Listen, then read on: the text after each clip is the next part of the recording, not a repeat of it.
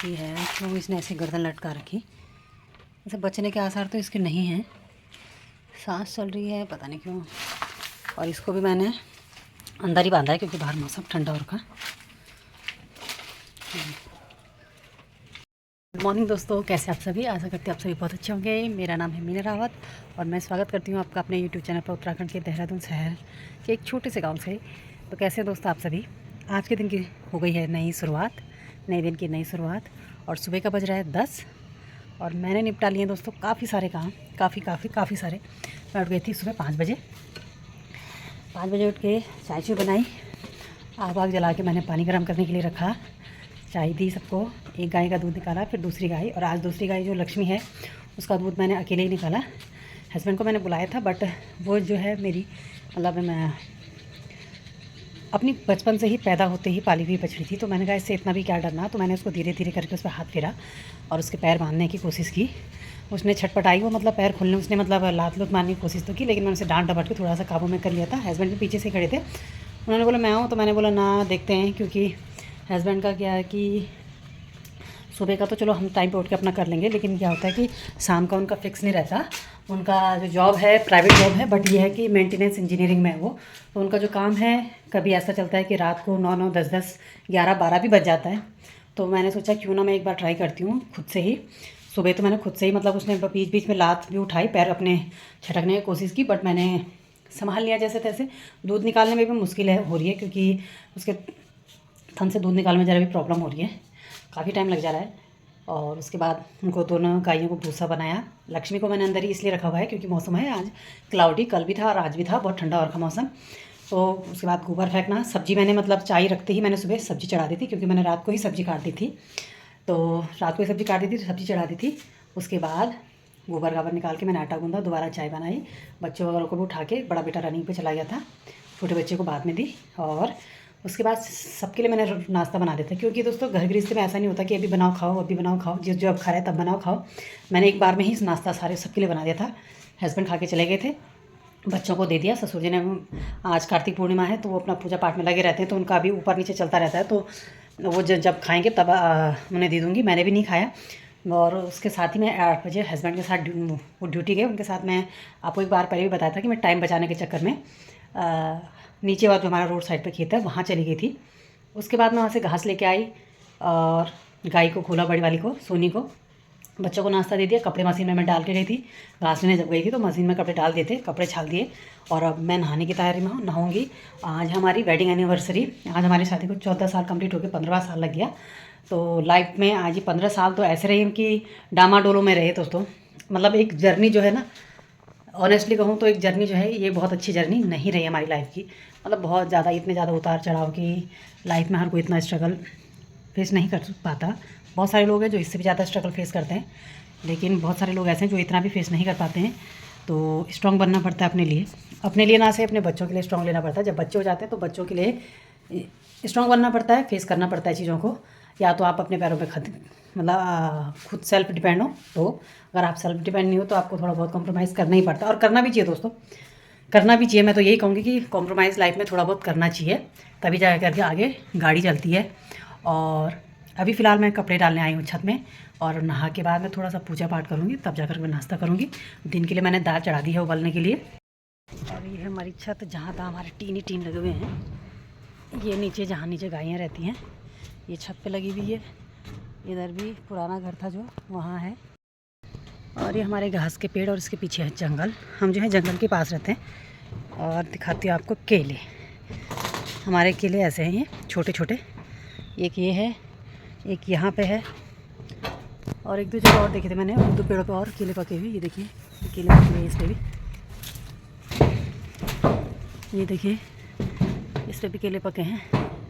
और ये जो है, अब केले के पत्ते घास काटने के काम आएंगे, घास में कुट्टी में। ये देखिए बिल्कुल फ्रेश है, ऑर्गेनिक है, नो केमिकल, कोई भी चीज़ नहीं है, बिल्कुल प्योर चीज़ खाओ। बछड़ा जो है यहाँ पे, बछड़ी ये ऐसे लेटी हुई है, तो ये इसके यहाँ पे ना चोट भी लग गई, इन्होंने दबा दिया था इसे। और मैं इस पर ना ये सॉल बांध दूँगी ताकि इसे ठंड ना लगे। सॉल, हाँ कितनी अच्छी लड़की है। इसको मैं बांधूँगी, कैसे बांधूं समझ नहीं आ रहा, तो ये उठ ही जाए। इसको ऐसे करके ऐसे बांध दूँगी सॉफ्ट, ताकि इसे ठंड ना लगे।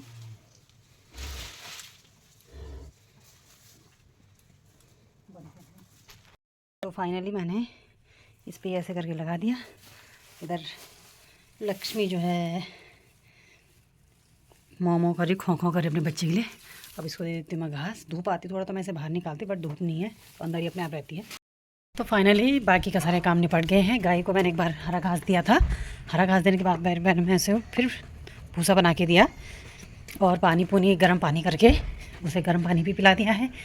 और आज मैंने ठंड इतनी बढ़ गई, आज पहनी मैंने फुल स्वेटर, डबल स्वेटर पहनी है, हाफ भी पहनी है और फुल भी पहनी है।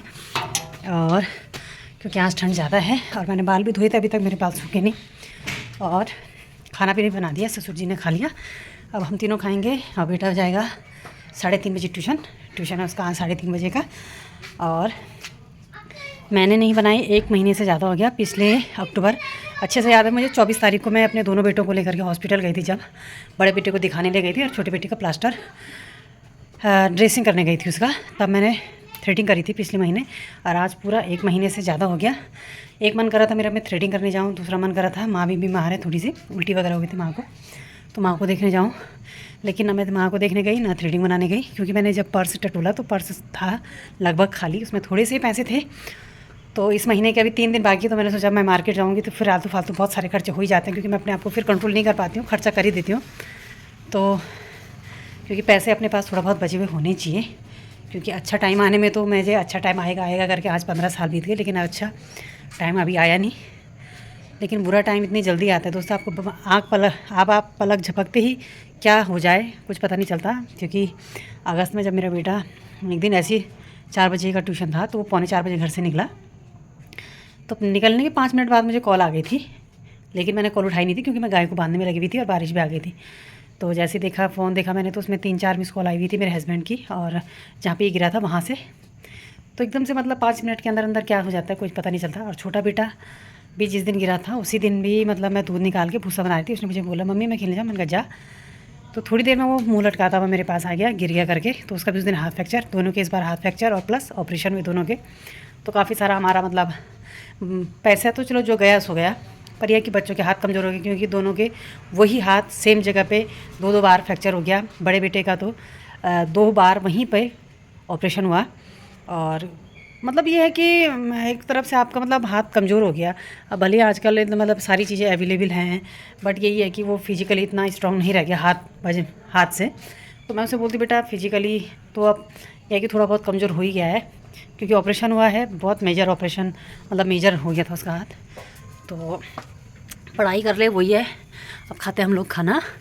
और मौसम का हाल देखिए, कपड़े भी मेरे सारे धुल गए हैं जितने भी थे। तो हो गया हमारा खाना दिन का, और मांस ली थी मैं थोड़ी सी बर्तन। और उसके बाद जो है थोड़ा रेस्ट करने के बाद लग जाऊँगे फिर अपने काम पे, आग जलाने और गाय के लिए गर्म पानी और दूध दाद करने का काम, क्योंकि घास मैंने आज सुबह ही ले आई थी। और शाम के लिए भिगा दिए हैं मैंने छोले, 1-2 सीटी लगा दी और 2-4 सीटी शाम को लगा दी, तो गल जाएंगे अच्छे से। फिर आज मैं बर्तन मांजती हूँ और थोड़ी देर के लिए रेस्ट करूँगी।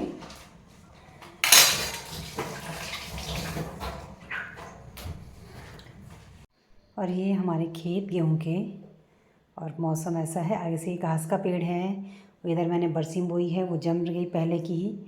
ये देखिए हरा हरा सारा बरसीम और जई। ये मेरी यहाँ पे गोभी की पौध लगाई है, लहसुन है, राई है, धनिया बोया हुआ है, प्याज का बीज है, इधर राई है, आलू है, मिर्च की पौध भी है कुछ कुछ। तो रात का बच गया है 7:30, और दूध दाद निकाल दिया था मैंने काफ़ी टाइम पहले। और आज तो गाय 2 बार गिर भी गई, मैं उसको गर्म पानी से उस पर सेक लगा रही थी कपड़े से, तो वो गिर गई, बैलेंस बिगड़ गया उसका। और दूध दाद निकाल दिया। और आज हमारे घर आए थे प्याज जी पहली बार।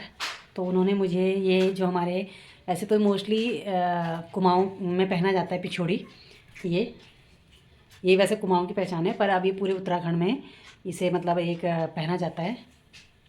ज़्यादातर पहले से कुमाऊँ में ही पहनते थे पिछोड़ा, अब तो इसे पूरे गढ़वाल में पहना जाता है और अभी काफ़ी पॉपुलर हो चुका है। अब तो पहले की अपेक्षा अब ज़्यादा पॉपुलर हो गया है। काफ़ी लोग इसे पहनना पसंद करते हैं, हर कार्य में, हर कारज में, हर किसी छोटे से छोटे शुभ कार्य में पहनना पसंद करते हैं। और तो और शादी में भी, जैसे और लोग भी जैसे परिवार वाले होते हैं, अब काफ़ी मतलब इसका चलन चल गया है। तो इस तोहफे के लिए मैं व्यास जी का बहुत बहुत धन्यवाद करती हूँ, क्योंकि मुझे ये ना इच्छा थी कि मेरे पास भी हो, मेरे पास नहीं था, तो आज से मेरे पास भी हो गया है। तो इसके लिए व्यास जी का बहुत बहुत धन्यवाद। व्यास जी आ गए थे 4:30 बजे करीब, तो मैं उन्हीं की 4:30 नहीं 5 बजे करीब आ गए थे। तो मैं उन्हीं की थोड़ा बहुत छोटी मोटी आवा भगत में लग गई थी, क्योंकि आज हमारे घर में पहली बार आए।